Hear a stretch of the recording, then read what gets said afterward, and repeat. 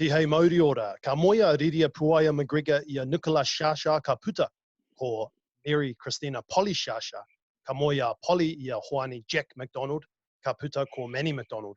Ka moia Manny McDonald ia Tauru Piripi ka puta ko Maud McDonald. Ka moia Maud McDonald ia Jim Joseph ka puta ko Koe Jamie.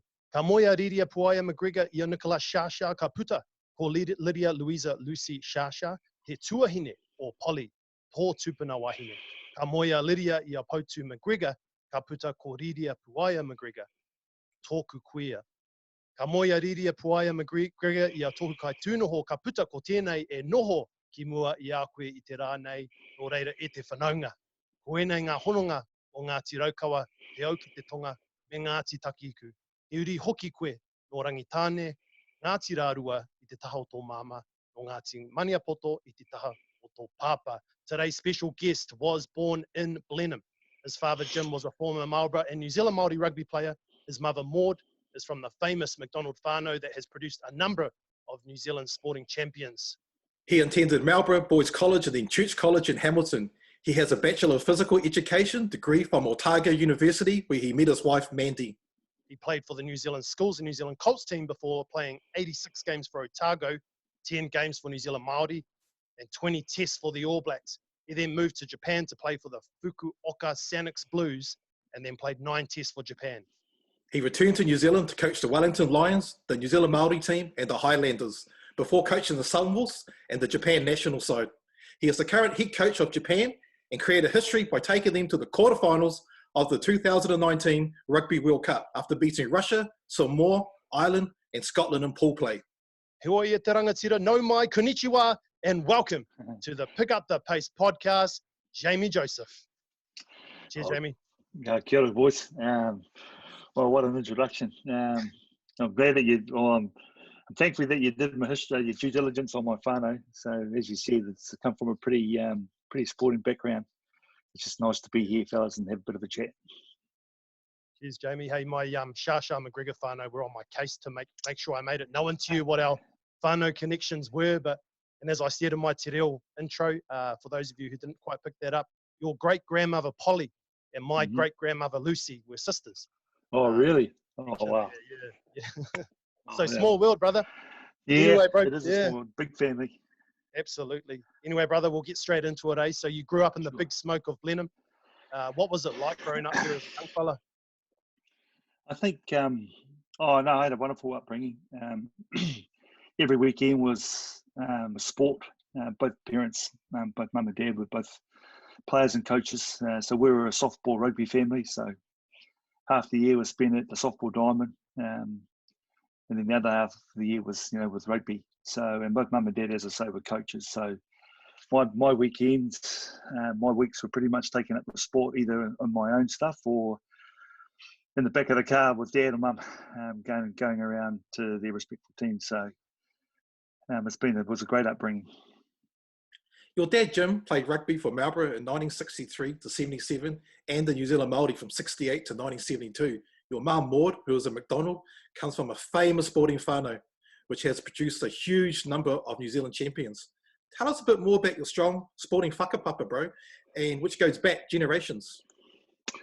Yeah, so being brought up with the family. So on my mum's side, she had a family of 21. So there was 13 sisters and 7 brothers. So that means, all that really means today, there's a lot of cousins. So in every rugby team or softball team that we played in was littered with first cousins, aunties and uncles. And I guess the thing that comes through in reflection is that the family is highly competitive, as you can imagine. So it's not just sport. We'll be playing cards, anything going. Everyone was always out there to win. So those sorts of upbringings, those sorts of attributes are, well cemented in the family. So you went to Marlborough Boys College for 1 year before moving to Church College in Hamilton. Why the move to Church College, and what are some of the fondest memories of your high school years? So my third and fourth form, which is what it was called back in the day, was in Marlborough. And there was 3 or 4 first cousins that. So my family, my mum's side, there's a lot of Mormons within that family. So, and my auntie and uncle one was teaching up in in Hamilton at the college, and another auntie of mine was the nurse up there. So close connections up at the college. And as I say, there was 4 of us, I think, first cousins from Blenheim. We all made the trek to Hamilton. I think for me, really, it was just an opportunity to experience a different school. There was a lot of basketball. The rugby was a lot stronger up there. Yeah, and it was more of a just to get out of Blenheim and get into a high school with, I guess, more resources around the sport was the real pull for me. And when we went up there with the comfort knowing that I wasn't going up there by myself, I had relations up there, and I was going with my cousins. So it was a bit of a journey. You're in the 1987 New Zealand secondary schools team and played alongside the likes of Pat Lang, John Timu, Walter Little, and Vainga Tutamala. What were some of the standout highlights playing in that team, brother? Yeah, there's so a bit of a story getting into that team because I was in the second 15 in I think it's my 6th form year, and there was an injury. The Waikato trial was at Hamilton, and there was an injury, so got the late call up to make up the numbers, and played reasonably well. And next thing I know, I was in the Waikato team, and then from that Waikato team, we played a tournament in Te Aroha, and in Waikato I think we came second. We lost the final, and then we went back home for holidays, and the New Zealand secondary schools were looking for a warm-up game before they played a test match. So the old man sent me back up there. So I just arrived back in Blenheim, and they were looking for numbers. So he sent me back up there. So back on the ferry, back on the train, all the way back to Hamilton to play this trial match. We were reluctant to do, and then out of that game, I got into the secondary school. So it was worth persevering. You obviously knew something was there was a bit of potential there. So back up to when we got selected in the team to go to Japan. I think again in hindsight, a lot of those players became, seasoned All Blacks. Pat Lam, there was John Timu, Craig Innes, Walter Little. In the forwards, there was Lammy, myself. Lammy was the captain of the team. So a lot of those kids, well, we were kids at the time, went on to be All Blacks, and then in mine and Pat's case, to become coaches. When you finished high school, you then moved to Dunedin, where you completed a Bachelor of Physical Education, majoring in psychology at Otago University. This is where you also met your wife, Mandy, eh? So what were your university years like, bro? You weren't part of the couch burning Castle Street Scarfies, were you? Well, I did my time doing a bit of couch burning. Yep, I'll have to admit to that. I think there was a little, mum and dad moved to Perth while I was at high school. It was at college. So I did slip over to Perth for a gap year at the end of high school, and Dad was coaching over there, played for WA, and I remember when the All Blacks were touring Australia in the late 80s, and Jason Goldsmith, which is I think one of our youngest All Blacks, he was in the secondary school side with us. He actually made that All Blacks team. So fond memories of that year in Perth, but then going back to Otago was probably the best decision I made. Again, Dad was a big, really encouraged us around our education, and he said, I think it's time for you to go back home and get an education. So picked up my bags, they stayed behind, and off to Dunedin I went. So I think the time in Otago was awesome. We made Dunedin University lifestyle was, some of the best years of my life, really. And the players and the guys that I met in the same era, the Mark Ellis there, John Timus, we ended up, just timing. I'm a big believer in timing and luck. So we had a bit of that when we sort of went down to Otago. You made your debut for Otago in 1989 under the coach Laurie Mains. You were part of the championship winning team in 91. Why was the 91 Otago side so successful? I think one of the thoughts I've had around that question is Laurie was quite a formidable coach, and obviously went on to coach the All Blacks.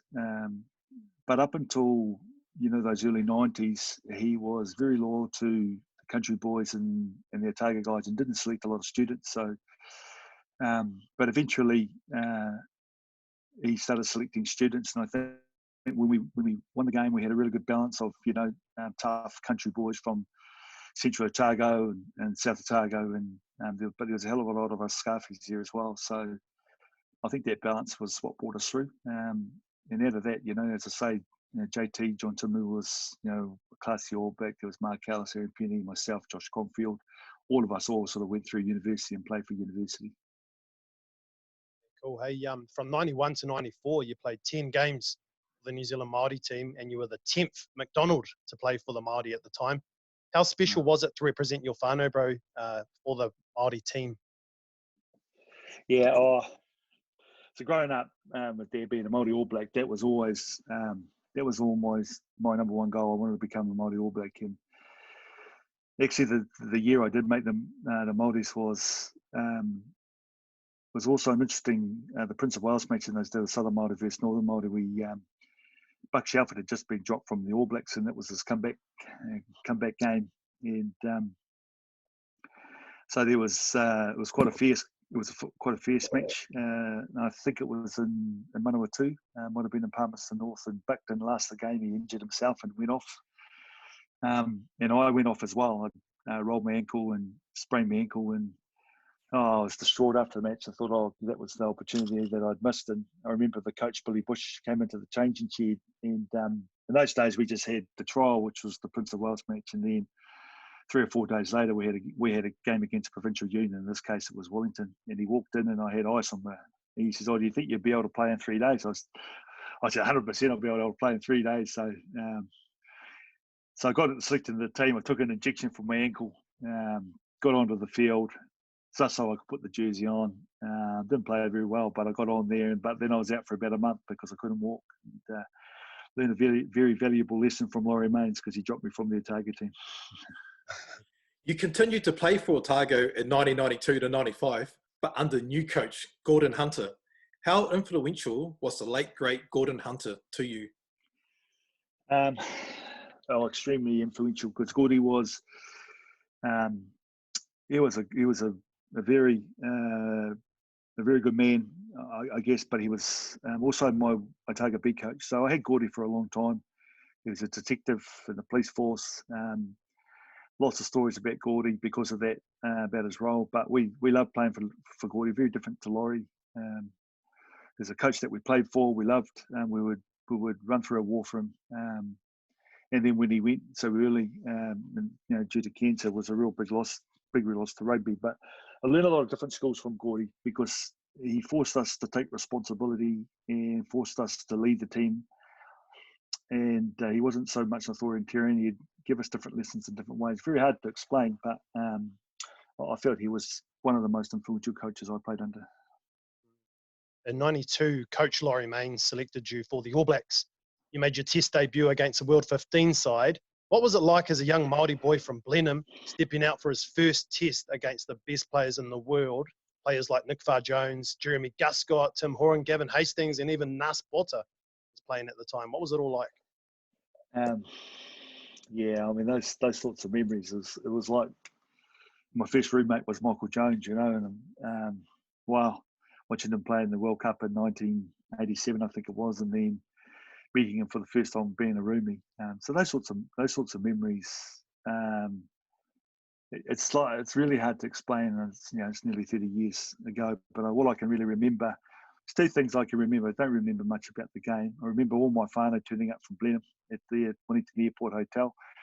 So our family is a big food family, as you can imagine. So the cars were full of food, and trying to restrict myself from having a big feed out in the car park with all my mum and dad, my cousins, and then the same people running onto the field after the match.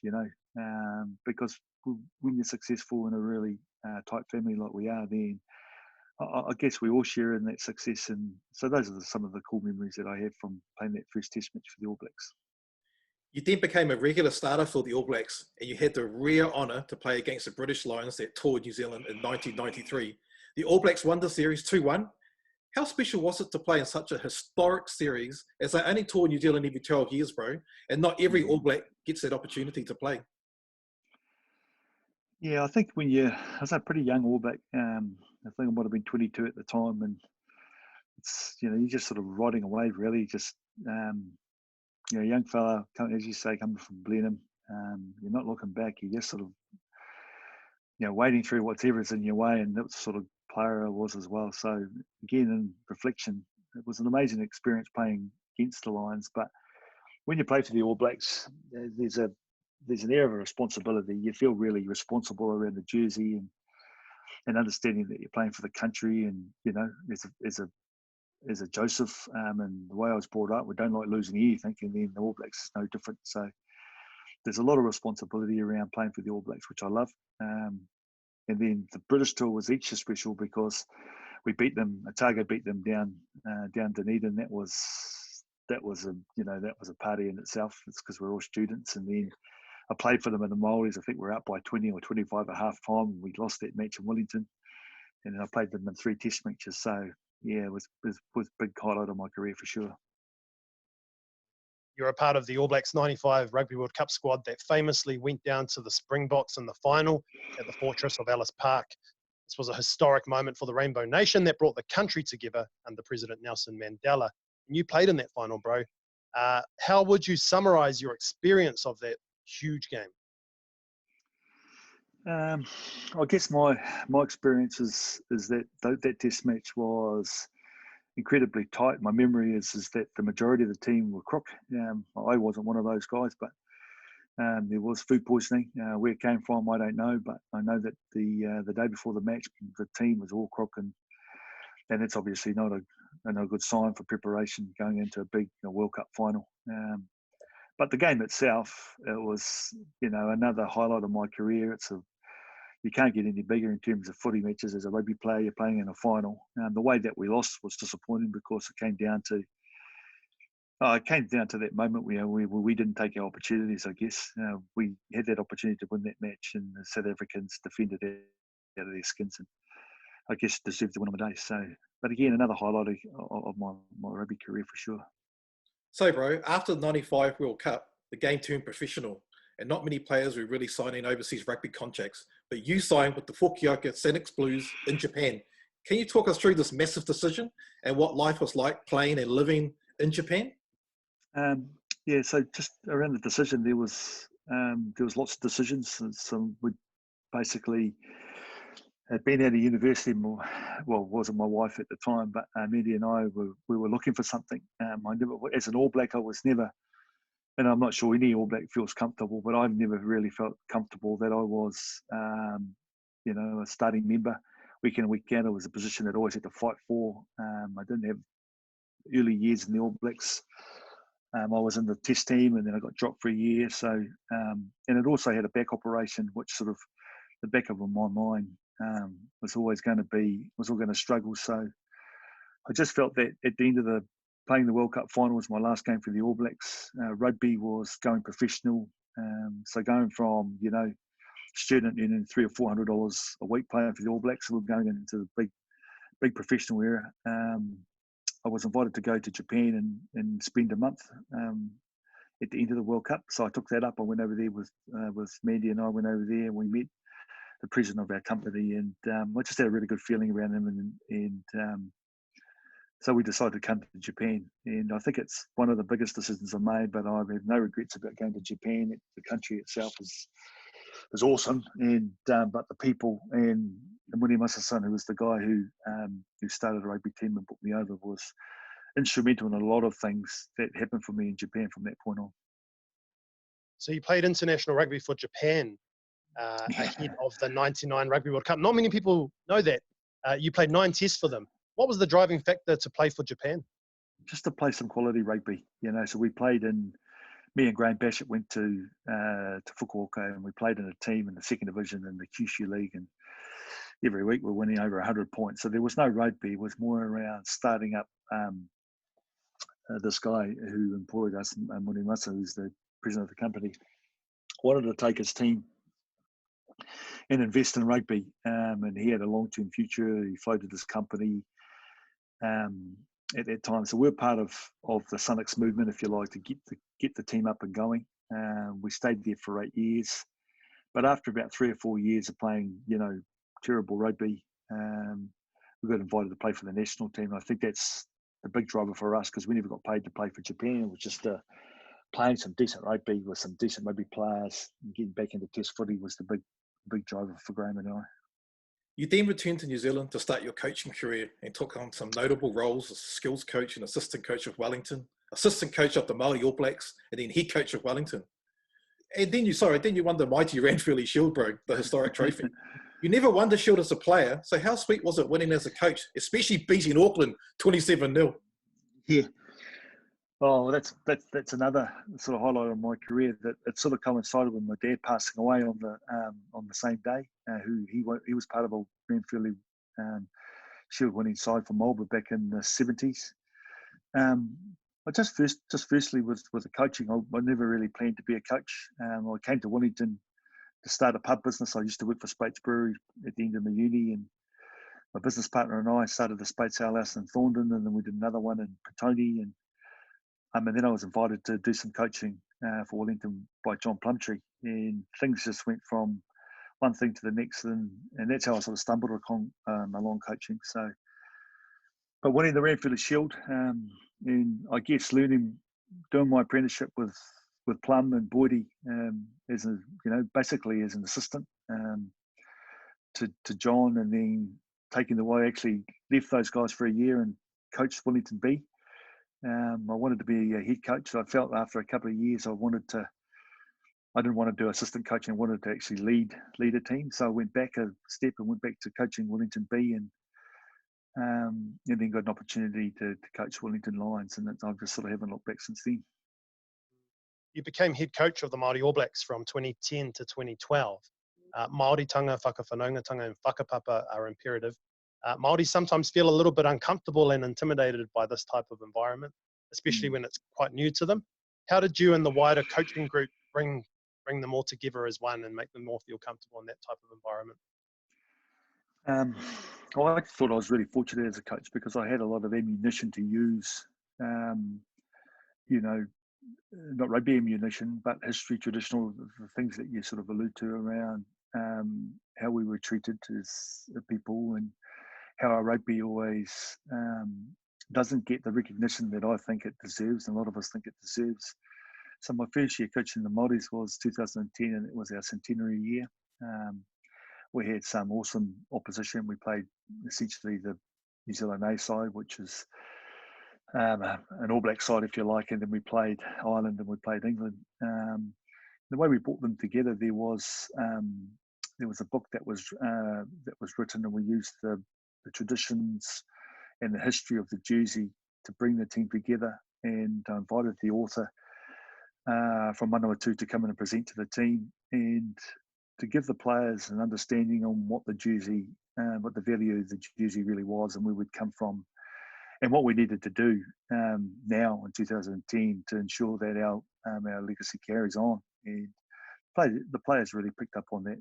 We had some real good players as well. Liam Meeson wasn't an All Black at the time. Jose Gear, and that was the thing that brought the team together. And then beating the New Zealand A side, and then beating England, beating Ireland and Rotorua, and then going on to beating England was probably one of the highlights of my career. So there's probably 3 or 4 of them, and that's definitely one of them. So, bro, after leading Wellington to the Ranfurly Shield, a semi-final and 2 finals appearances, you were the front runner for the vacant head coach role at the Hurricanes in 2010. You also built up some great relationships with the players, but unfortunately, you missed out to Mark Hammett. Were you feeling confident landing that role at the time, and did this decision take you by surprise, bro? I was really disappointed, to be honest. I felt that I was going to get that job. Now, whether that was, me interpreting the messages that were coming down from certain people, or me misjudging the actual situation, I certainly didn't expect a coach like Mark to come from Christchurch up into Wellington. So that was disappointing. I was really gutted, to be fair. And so I walked into the interview and confident, and when I got the call up that I never got that match, it was pretty brassed off, to be fair. So the rebound to that, the rebound to the decision about not getting the job, I was offered the Māori All Black job, and at the time I was still really brassed off, so still an anger face, and it took me a little bit of time to decide to do the job. I'm thankful that a mate of mine who's he said, "Oh, look, you got to get back on the horse. You got to get back on the horse quickly. You can't sulk." And so I did the Māori job, and then from that job was successful, and then I landed the role with the Highlanders, and again I haven't looked back. So let's talk a little bit about that. You were the head coach of the Highlanders from 2011 to 2016. Your first few seasons weren't very successful, but in 2015, you took the Highlanders to the final against the Hurricanes at the Cape Tin and won. And how ironic that must have been for you. What was the key to building a championship-winning Highlanders side? The Highlanders was, whilst I didn't play for the Highlanders, I felt when I went down to Dunedin, from leaving there, some years beforehand as a player, playing for Otago, when I went back. And so when I left Dunedin, rugby was on a real high. Everyone loved me. Everyone loved Otago rugby. And then I went to Japan for 10 years and then to England, to Wellington for another few years, and before going back to Dunedin. So when I returned to Dunedin, the Highlanders were last in the Super Rugby competition. No one really cared about the team anymore, and that was really sad. But also a big motivator for me to give back something to an area that gave me so much, first in rugby, but also lots of friendships and the rugby. We talked about Laurie and Gordy before, so I learned a lot down there. The first couple of years, we got some instant success. We won, I think, the first 3 or 4 games each year, but we lacked the experience, and maybe I lacked a lot of experience too on how to use my whole squad. And so I learned a lot in those early years. And in the year I think you alluded to in 2013, when we had about 11 All Blacks, I couldn't keep the All Blacks out. There were so many guys wanting to come down to Dunedin, and they realised it was quite a good area. But it didn't work, and there's lots of reasons for that. But it's probably the biggest year I did all my learning as a coach. So I made big changes. I got a new coaching group. So Tony Brown came and joined me in 2014, and we've been together ever since. And we've learned a lot from each other. I've learned a lot from the experiences. Learned a lot more from losing than you do from winning. And then that sort of culminated in 2015 when we got ourselves in the position. I think when you're winning big games of rugby, which is similar for us in Japan, is you've got to put yourself in a position where you can win a big game or win a competition. And that's the hardest thing. But once you can get into those positions where you can win, then the human mind tends to take over and becomes a different beast. And you sort of seen it with the Japanese team, is when we started winning or getting ourselves in a position to win a test match, like for example, we're keeping the games close, confidence just swells and players can achieve, extraordinary feats. And I've experienced that quite a bit in my coaching career. In 2016, you started in your role as head coach of Japan, a team that had famously upset the Springboks under Eddie Jones in 2015 Rugby World Cup. When you started in this role, brother, what were your main objectives for this team? I think in brevity, I had the first year was just to take a look, and I didn't want to get in there and rock the boat too much. I just wanted to get in there and get a feel for the landscape. And like you said, the team had just beaten the Springboks in the previous World Cup. What that meant on the ground level was all the players were a wee bit ahead of themselves. Some of them didn't want to play for the team anymore. It's difficult to get those sorts of players right at the best of times. But rugby outside, in terms of fans, sponsorship and support, was outstanding. But inside, it was a bit broken. So didn't do too much the first year. As the second year allowed us to get a bit of an idea. But I also realised that unless I coached the Sunwolves, then I wouldn't be able to prepare the team in time for the World Cup. So Brandy and I both took on the Sunwolves, which was something that we didn't anticipate doing. And that's a different challenge, but we got to work with our players, and that was instrumental really, because that started us, that helped us spend more time with the players to get to know them, build better relationships with our Japanese guys, but also an opportunity to look at some of the foreigners that would be eligible to play at the World Cup. That we might not have got if we didn't coach the Sunwolves. And then, like 2019, in terms of our preparation, we had total control of our players and our program. And I think that is what gave us a head start on a lot of the other teams. So you, just going back to what you were mentioning before, what did you do to retain the nucleus of that 2015 squad to build towards 2019? So players like Michael Leach, Luke Thompson, Shota Horia, Kotaro Matsushima, just to name a few. what did you have to do to sort of keep them on? And Well, three of those guys. So Shota was my first captain, and Michael didn't play for the first year, and Tomo retired from international rugby until we coerced him back out of retirement to come and join the World Cup winning team. So there was it was a bit of a horses for courses. Some players were committed to playing, and for the whole 3 or 4 years. Some guys like Tomo, for example, who ended up, he was 35. I think he felt that he couldn't last, big years of international rugby plus his own professional career with Kentetsu and still maintain that for another 3 years. Again, in hindsight, I think that was a great decision from Tomo, and probably a better one for us to bring him back into the team, because he was instrumental in creating confidence within the guys just through that experience. So it wasn't easy, and a lot of the guys didn't play until this year. But it's a little bit different to New Zealand. We don't have a lot of depth of quality international level players, and we don't have a lot of opportunity to prepare the players for international rugby, unlike we do in New Zealand. So in many ways, I guess what I'm saying is that getting Tomo wasn't a difficult decision, because Shucks, he'd been to 2 World Cups. He had a lot of experience, and for 4 games of rugby, I felt he could do it. As you mentioned before, bro, you coached the Sunwolves in 2018, but unfortunately, after the 2020 season, they'll no longer be part of the Super Rugby competition. There's now this talk about this new Japanese rugby competition, attracting big names, overseas stars. Do you think this will be good for Japanese rugby in the absence of the Sunwolves? I think when the Sunwolves basically were kicked out of the Super Rugby, that was prior to the World Cup in 2019. And as you know, a lot of things have changed around the perception of the Japanese rugby and the Japanese rugby team since then. So, and now the coronavirus has hit the world.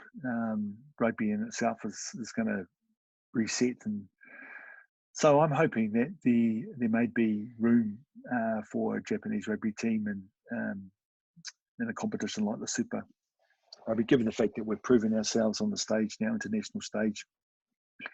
But we've got to get our domestic game sorted out first in Japan, and that's always been, for me, a difficult prospect, given the fact that the team is run by teams, aren't clubs, and not affiliated to the Japanese Rugby Union. They are run by companies, and it's a totally different system to what we have back here and back in New Zealand. But if we can get things sorted out at home, then a team like the Sunwolves would be a good move for us.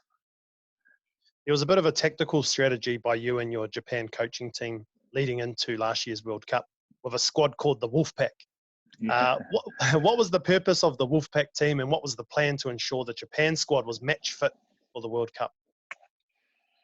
So what I felt is when I first went there in 2016, that our players didn't have enough hard rugby experience in order to be able to be competitive at the World Cup. So out of that, we created the Sunwolves, and we put all our players at different times of the Super Rugby season into the Sunwolves and give them exposure to tough rugby. And the learning from that really is that we could play big rugby. What we found really hard as a team and a group of players is that we couldn't play it week in and week out. So what I'm saying is the players really struggled, they could play the Crusaders, but they couldn't play the Crusaders, then play the Hurricanes, and then play the Bulls.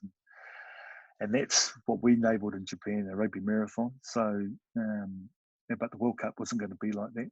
So by the time we got to 2019, I felt our players had enough rugby experience, and what we needed to do now was get some confidence. And so we did that by getting them really super fit and playing lesser opposition where we could start.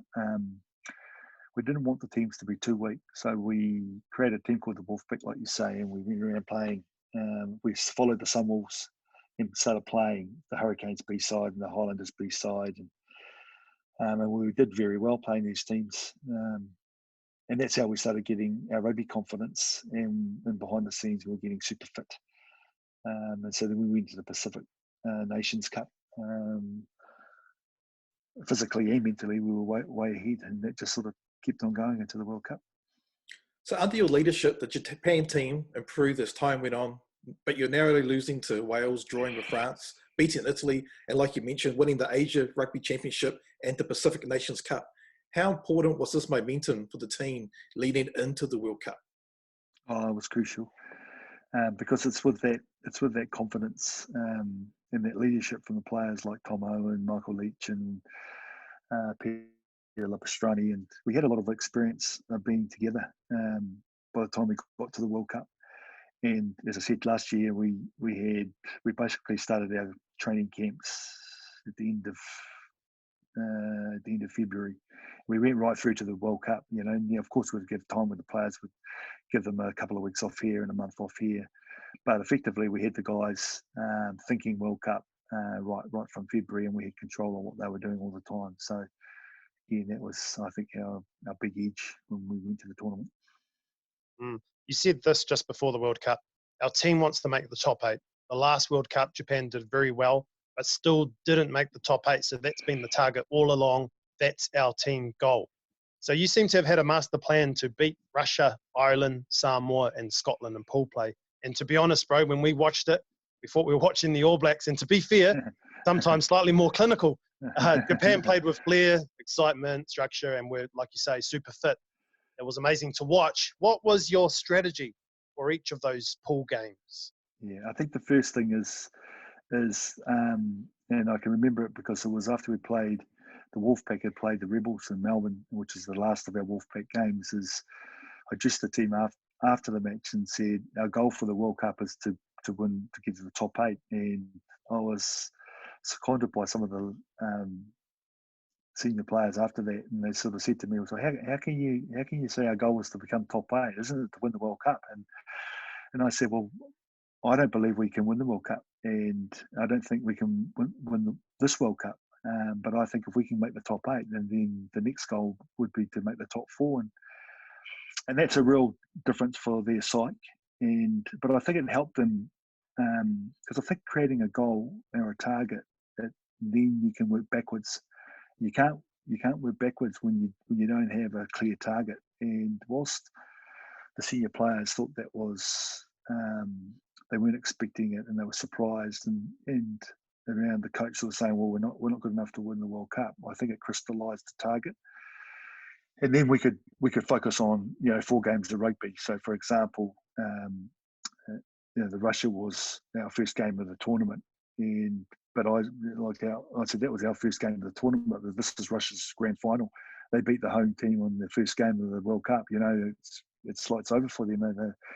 They'll be on Party Street, from that point on. So I said that's why that game is going to be a massive game. And I think that's probably the worst game that we performed because the amount of pressure that was on the players to perform. And then the second game against Ireland was exactly the opposite because, from being, the hot favourite against Russia, now no one actually respected the home team. And so that was a different set of motivating factors. And so those are the sorts of things that was the sort of the 4-week journey we went through. And then I always felt, if we could get to Scotland and we would be in a position to get into the top 8, I always felt that we would be able to play to our potential and perform very well in that game. And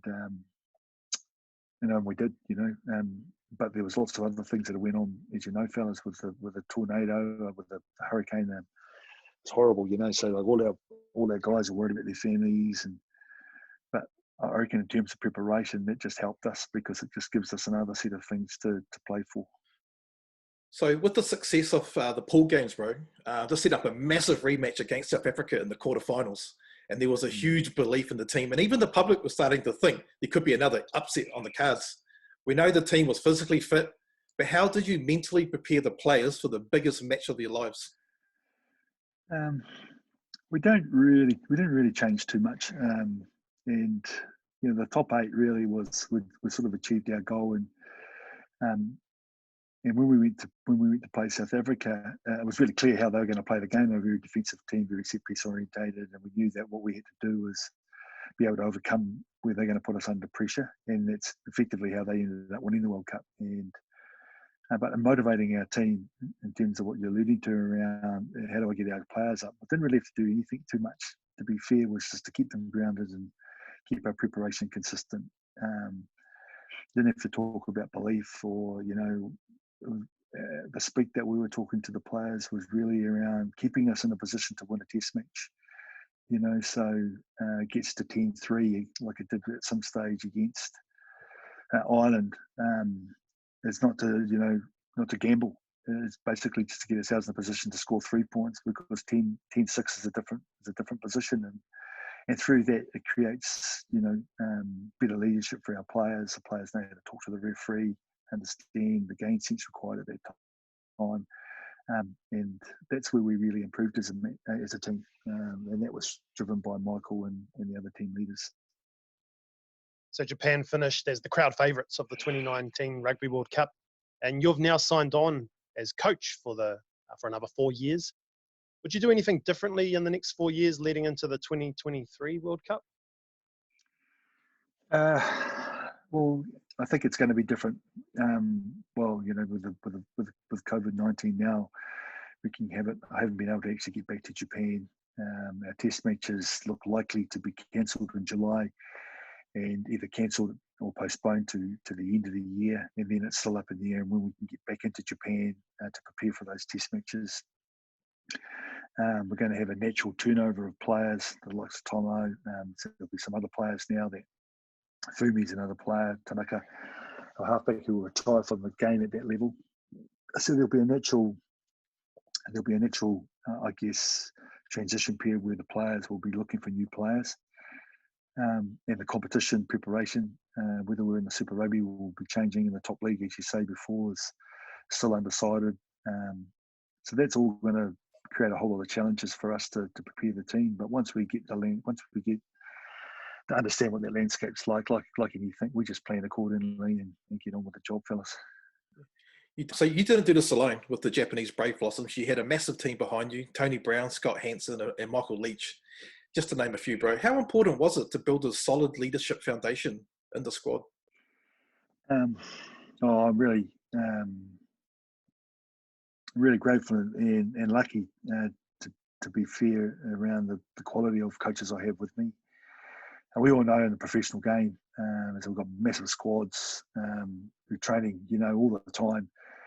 So back in the day, it was one or two coaches, and we've got specialist people doing specialist things in all parts of the preparation. Strength and conditioning coaches, I've got 3. We've also got, Brownie and Scotty does the defence and Brownie does the attack, and we've got a mental skills coach. So we've got a big team. So my staff is about 20 people that are responsible for preparing the side. And as I say, I'm really fortunate and lucky to have such, high quality group. So Tony is our brains trust around our strategy and how we're going to play the game on attack. And philosophically, we believe in the same thing. We want to play the type of rugby that excites the players first, because if the players are excited about playing the calibre of rugby and playing the style of rugby, then you, the media, and the fans that support us are going to be loving the type of rugby that we play, and that sort of just flows on, and that goes into the fans and then goes into the sponsors. And so that's how philosophically we're really aligned around how we want to play the game. And then the tough side of it is how do we build a resilience and a belief to make sure that when we get to 70 minutes, we're still in the match. And that's taken a bit of time, to be fair, and a lot of losses. But again, over the last sort of 18 months, we've come, a long way in that area. And that's mainly put down to the style of leadership we've got with Michael and a group of players that are unbelievably committed to doing anything they possibly can so the team can be successful. So you applied for the vacant All Blacks coaching role after last year's World Cup, but then dropped out of the race. Why did you decide to drop out, and has being All Blacks coach still a long-term goal of yours? I didn't actually apply, guys. I put it this way.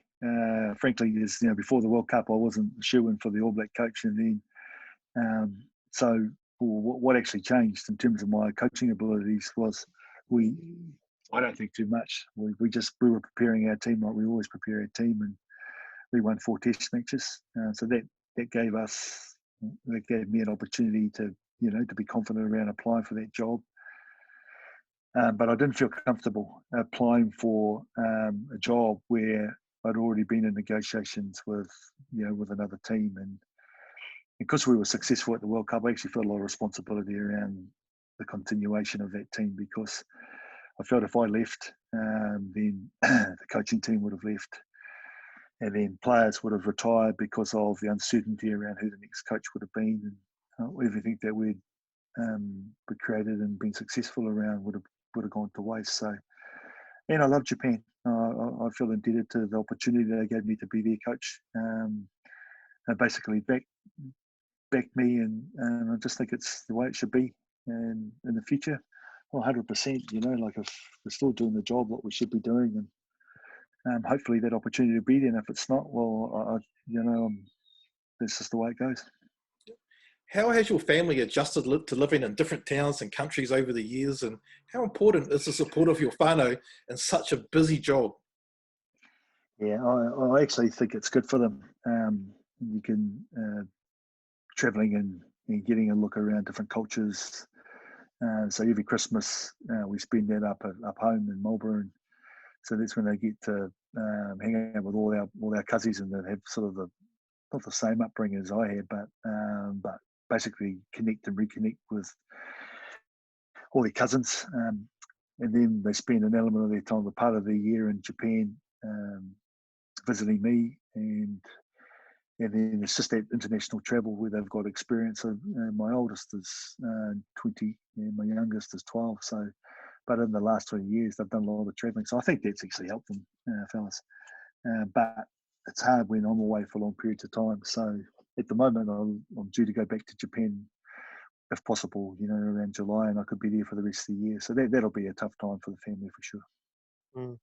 So just before we wrap up, Jamie, just wanted to pay tribute to your parents. Sadly, both of them have now passed away, but they leave a lasting legacy. What do they install in you to become the humble, successful person you are today? I just think it's just the humility around where we are from and who we are. And I often sort of said this to my kids, really, is, win, lose or draw, we are who we are, where we're from, and it's where we're connected to. And so losing big games of rugby is, I lost my mum during the World Cup, just before the World Cup started. I lost my mum, and that was another motivator for me, is because I never got to actually.